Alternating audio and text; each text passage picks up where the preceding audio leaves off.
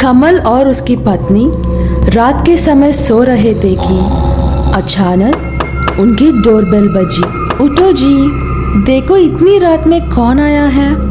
अरे इतनी रात में कौन आया होगा, जाकर देखता हूँ। मैं भी आपके साथ चलती हूँ। दोनों ने जाकर दरवाजा खोले तो दरवाजे पर एक भूत खड़ा था। उसने कमल और उसकी पत्नी दोनों की वहीं पर हत्या कर दी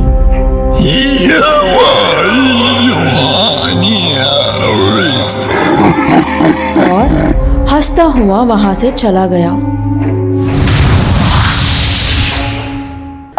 सीबीआई इंस्पेक्टर राहुल, जो नए नए उस शहर में आए थे, वो छानबीन के लिए पहुंचे।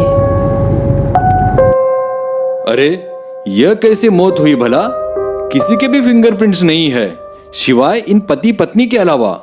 कौन होगा जो इन्हें मार कर गया होगा? अरे साहब, यह जरूर वही भूत होगा। भूत? कौन सा भूत? कहाँ है वो? जरा मुझे भी तो दिखाओ भाई। अरे आपको पता नहीं क्या साहब, आजकल शहर में एक भूत घूम रहा है। वह आधी रात को लोगों के घर के डोरबेल बजाकर उन्हें बाहर बुलाता है और इसी तरह उनको दरवाजे पर मार देता है। अच्छा, तो ये बात है। तो फिर वो भूत से मिलना ही होगा। ये क्या बात कर रहे हो साहब? उस भूत से सामना कौन करेगा? अरे हवलदार साहब, मुझे उससे सामना ही नहीं करना है, मुझे उसे यहाँ से भगाना भी है। अरे बाप रे, मुझे तो आपकी बातों से डर लग रहा है।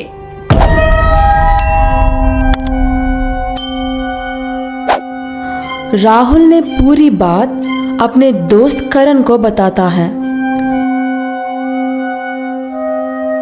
अरे करण, कुछ सोचो, हमें इस भूत को पकड़ना ही होगा। मैंने सुना है कि वह भूत एक चौकीदार की आत्मा है, जिसे कोई गाड़ी कुचलकर निकल गई थी। उस चौकीदार की 6 साल की बच्ची अनाथ हो गई। शायद इसी गुस्से में वो भूत बनकर घूम रहा होगा, किसे पता। अगर यह वही चौकीदार का भूत है तो उसे हमें पकड़ना होगा। इस शहर को उससे छुटकारा दिलाना होगा, समझे?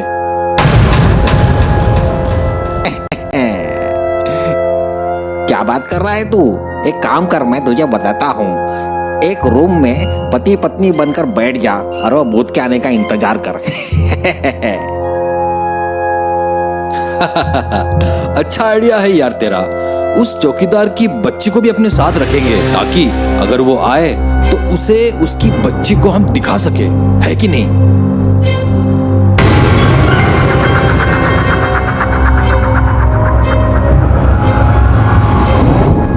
उस दिन राहुल और करण उस चौकीदार की बेटी के साथ रात को शहर के बीच बीच एक घर में रुकते और इंतजार कर रहे थे कि भूत आएगा। इतने में उसी रात उनकी डोरबेल बज गई। अरे कौन है भाई बाहर? कौन है? मैं चंपक लाल हूँ। अरे दरवाजा तो खोलो। अरे तुम्हें क्या काम है यहाँ पे? बोलो जरा। अरे तुम जरा बाहर तो निकलो, अभी बताता हूँ। करण ने जैसे दरवाजा खोला, वो भूत ने करण को एक के वार में मार दिया और अंदर की तरफ आते आते राहुल के पास उनकी बेटी को जैसे देखा। अरे अरे अरे, ये मेरी बेटी है, इसे कुछ मत करो, इसे कुछ मत करो।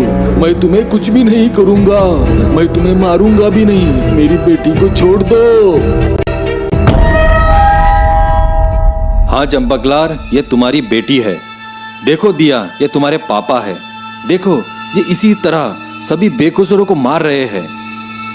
हाँ, मैं जो कर रहा हूँ गलत है, पर जब मैं मर गया था तो मेरी बेटी की मदद किसी ने भी नहीं की। सब लोग स्वार्थी है। मेरी अनाथ बच्ची को किसी ने नहीं अपनाया, इसलिए मैं सबको मार दूंगा। पापा प्लीज ऐसा मत करो। किसी एक की गलती की सजा हर किसी को मत दो।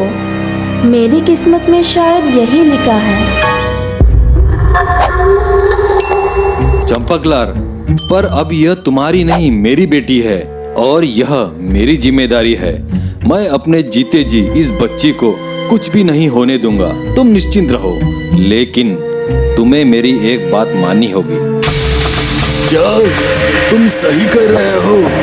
मैं अपनी बेटी के लिए कुछ भी कर सकता हूँ। बोलो बोलो बोलो, क्या करना है बोलो। तो सुनो, तुम्हें अभी यह दुनिया छोड़कर अपने दुनिया में जाना होगा। अगर तुम इसी तरह लोगों को मारोगे, ये सब ठीक नहीं है। बेकसूरों को छोड़ दो। तुम समझ गए शायद ना मैं क्या कह रहा हूँ। भूत जोर जोर से रोने लगा। दिया, मेरी बेटी, मैं जा रहा हूँ, अपना ख्याल रखना। ठीक है, तुम कह रहे हो तो मैं यहाँ से चला जाता हूँ। मेरी बच्ची का ध्यान रखना। मेरी बच्ची, अपना ध्यान रखना। ठीक है दिया बेटा, मैं जा रहा हूँ। ऐसा कहते हुए वो धूल बनकर वहां से गायब हो गया। राहुल ने चंपकलाल की बेटी को अपनी बेटी की तरह पालने लगा।